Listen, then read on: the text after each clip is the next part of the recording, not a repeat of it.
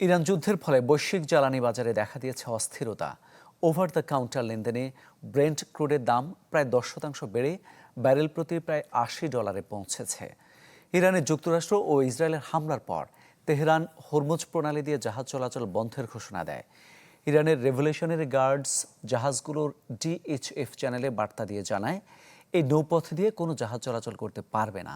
বিশ্লেষকদের আশঙ্কা, পরিস্থিতি দীর্ঘ হলে তেলের দাম ব্যারেল প্রতি $100 ছাড়াতে পারে।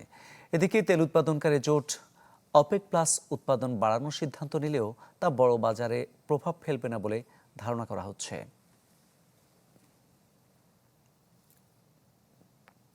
এবার নগদে পাচ্ছেন হেলিকপ্টার অফার, তাই কেনাকাটার পেমেন্ট নগদে করুন আর বুঝে নিন 2000 টাকারও বেশি ক্যাশব্যাক সহ হেলিকপ্টার রাইড। পেমেন্ট শুরু করুন আজই।